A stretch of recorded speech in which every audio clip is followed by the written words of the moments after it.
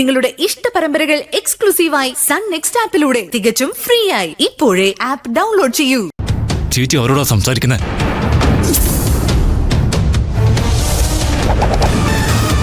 അതിന്റെ കാര്യങ്ങളൊക്കെ ഞാൻ നോക്കിക്കൊള്ളാം. അതിനെക്കുറിച്ചൊന്നും നിങ്ങൾ ആലോചിച്ച് ബുദ്ധിമുട്ടണ്ട. എത്രയും പെട്ടെന്ന് ആ ഡേറ്റ് ഒന്ന് നോക്കി അറിയിച്ചാ മതി. പിന്നെ ഈ മാസം തന്നെ വിവാഹ നിശ്ചയം നടത്തണം. അതിനുള്ള തീയതി കൂടി ഒന്ന് നോക്കണം.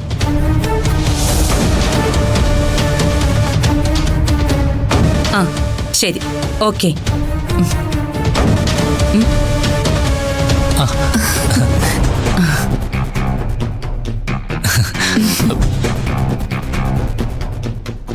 ചേച്ചി അവരോട് സംസാരിച്ചല്ലേ? അവരെന്ത് പറഞ്ഞു? ഞാൻ അവരോട് എന്ത് സംസാരിച്ചു എന്ന് അറിയാൻ വേണ്ടി ഓടി വന്നതാ. അല്ല, അത് പിന്നെ കാര്യങ്ങൾ അറിയാത്തോണ്ട് ഒരു ടെൻഷൻ, ഒരു ആകാംക്ഷ. ഞാനിപ്പോ സംസാരിച്ചതേ ജോത്സ്യനോടാ, അല്ലാതെ അവരോടല്ല.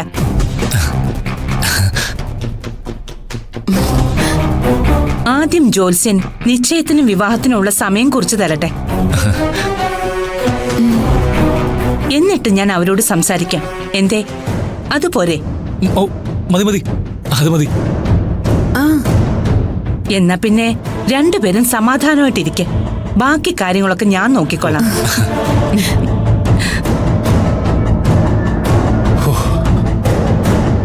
എന്റെ ഈശ്വര, സമാധാനായി. അങ്ങനെ പറയാൻ വരട്ടെ.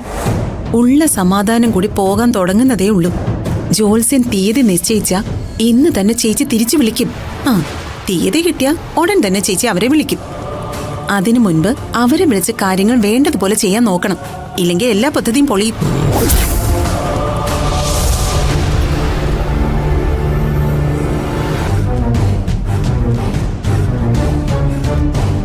ദേ, ഇതിന്റെ പേരില് മരുവത്തൂരിന്ന് ഇറങ്ങിപ്പോയാലേ പിന്നെ ഇങ്ങോട്ട് തിരിച്ചു കയറാൻ പറ്റിയെന്ന് വരില്ല.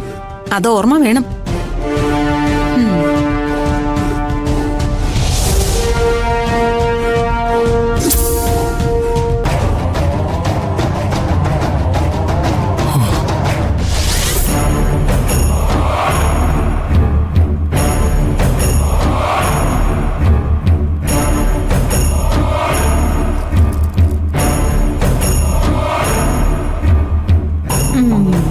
ചോട്ട് എന്താ നോക്കണേ?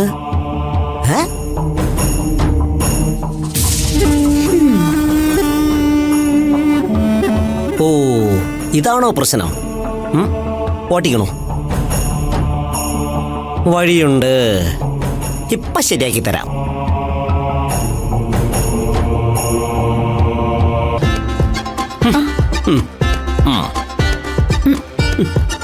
എന്താ?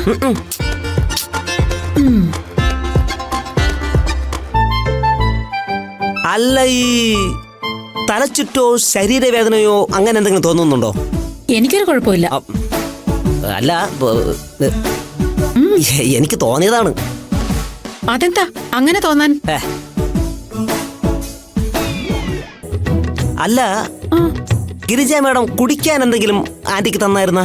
കുടിക്കാൻ ചായ കുടിച്ചായിരുന്നു. കുടിച്ചാ? കുടിച്ചു. എന്താ? അല്ല, അത് പിന്നെ ഞാനിപ്പോ പറഞ്ഞാ ശരിയാവൂ? എന്താടാ, നീ ഒന്ന് കാര്യം പറ. അതെ, ഞാനങ്ങോട്ട് പോയപ്പോ ഗിരിജാമ്മയോടും പവിത്ര സാറും കൂടി എന്തോ ഒരു രഹസ്യം സംസാരിക്കുന്നു. ഞാനൊന്ന് ശ്രദ്ധിച്ചു. അതെ, ഇന്ന് മാഡം ഗിരിജ മാഡം എന്തെങ്കിലും ഉടക്കുവല്ലെന്ന് നടന്ന? രാവിലെ ഒന്ന് ചെറുതായിട്ട്. അല്ല, അതിന് ഞാൻ എന്നിട്ട് സോറി പറഞ്ഞു. ഇനി പ്രശ്നമൊന്നുമില്ല. അല്ല, തുറന്നു പറഞ്ഞു? അത് പറഞ്ഞു. അല്ല, പിന്നെ എന്തിനാ അവരങ്ങനെ പറഞ്ഞത്? എന്താടാ പറഞ്ഞത്, ഒന്ന് പറ. അല്ല, പിന്നെ അതെ, പിന്നെ ഗിരിജ മാഡം പറഞ്ഞതേ ആ സുധർമ്മയ്ക്ക് ഇന്ന് എന്തെങ്കിലും കലക്കി കൊടുക്കണമെന്ന്. അയ്യോ, പിന്നെ പിന്നെ അവരാവശ്യമില്ലാതെ വേറെ കുറെയൊക്കെ പറഞ്ഞു. അയ്യോ എന്റെ ദൈവമേ, കലക്കി കൊടുത്തു എന്ന് പറഞ്ഞ? പിന്നെ ചായയില് അല്ല കുടിച്ചിട്ട് മേഡത്തിന് തരച്ചിട്ടൊന്നും തോന്നുന്നില്ലല്ലേ? അയ്യോ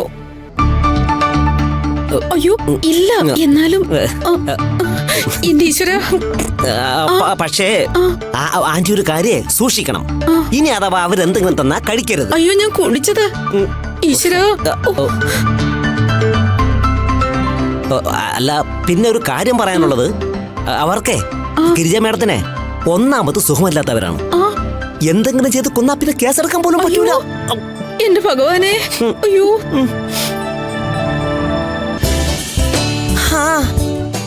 വരണത് വെച്ച് കാണാം. അല്ലാതെ എന്ത് ചെയ്യാൻ പറ്റും? വിധിയെ തടുക്കാൻ പറ്റൂലല്ലോ. അയ്യോ ഞാൻ പോവാ. അയ്യോ എന്റെ ഭാഗം. അയ്യോ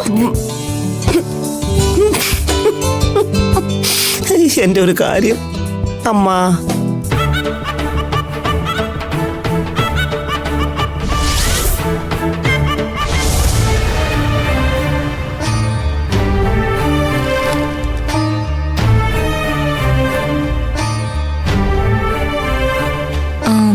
ഈ ഫയലുകളൊക്കെ കറക്റ്റ് ആണോന്ന് കുര്യച്ചനോടൊന്ന് ചോദിക്കണം. ശരി മാഡം. ആ ഹലോ ഹലോ.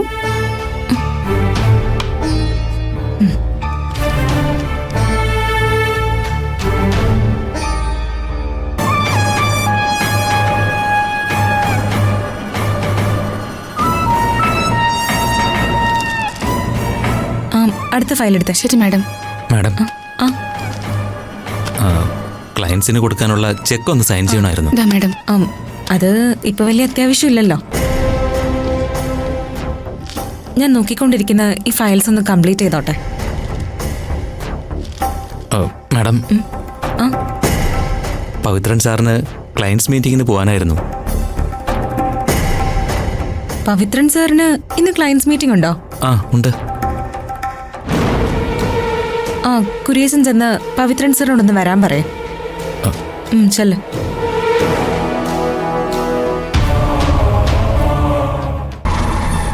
ആ ഫയൽസ് ഒന്ന് എടുത്തേ. ഇതാ മാഡം.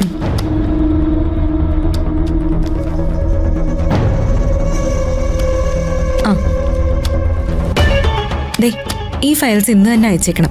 ശരി മാഡം.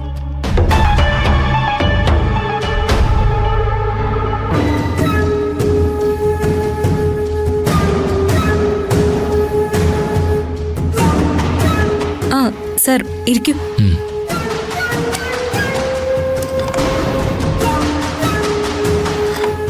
പവിത്രൻ സാറേ, വേറൊന്നുമല്ല, സാറിന്ന് ക്ലയൻസ് മീറ്റിംഗ് വിളിച്ചിരിക്കുന്നു. അപ്പോ എനിക്കും കൂടി അവരെയൊക്കെ ഒന്ന് പരിചയപ്പെടാലോ എന്ന് കരുതി. ഇത് അങ്ങനൊരു മീറ്റിംഗ് അല്ല, ചെക്ക് കൈമാറുമ്പോഴുള്ള ഒരു നടപടിക്രമം മാത്രം. അതിന് മറ്റാരും വേണമെന്നില്ല. പുതിയ ക്ലയൻസ് ഉണ്ടാവുമ്പോ അവരെ ഒന്ന് നേരിട്ട് പരിചയപ്പെടുന്നത് നല്ലതല്ലേ? കാര്യം മനസ്സിലായി. വിശ്വാസക്കുറവ് അല്ലേ? ആ വിശ്വാസക്കുറവ് എൻ്റെ കാര്യത്തിൽ മാത്രമേ ഉള്ളൂ, അതോ ഇരിക്കുന്ന ചെയറിലും ആ വിശ്വാസക്കുറവുണ്ടോ? ഇവിടെ വിശ്വാസക്കുറവിന്റെ പ്രശ്നമൊന്നും അല്ലല്ലോ പവിത്രൻ സർ. ക്ലയൻസുമായി ഈ കസേരയിൽ ഇരിക്കുന്ന ഒരാള് നേരിട്ട് ബന്ധം സ്ഥാപിക്കുന്നത് ബിസിനസിന്റെ ഒരു തന്ത്രവും വിശ്വാസം ഉറപ്പിക്കലും ഒക്കെ ആണല്ലോ. ഇത് മറ്റൊന്നുമല്ല, സ്റ്റാഫുകളുടെ മുന്നിൽ എന്നെ ഇൻസൾട്ട് ചെയ്യാനുള്ള നിന്റെ തരം താണ തന്ത്രം. നീ ഇപ്പൊ ഇരുന്ന് ഞെളിയുന്ന ഈ കസേരയുടെ യഥാർത്ഥ അവകാശിയുണ്ടല്ലോ, എൻ്റെ അളിയൻ വിശ്വനാഥൻ. അദ്ദേഹം ഇവിടെ ഉണ്ടായിരുന്നെങ്കിൽ നീ എന്നോട് എങ്ങനെയൊന്നും സംസാരിക്കില്ലായിരുന്നു. പകരം നിന്നെ അടിച്ച് പുറത്താക്കിയന്. എന്ത് ചെയ്യാം, അതിന് പക്ഷെ ആളില്ലല്ലോ. ഇല്ലാതാക്കി കളഞ്ഞില്ലേ?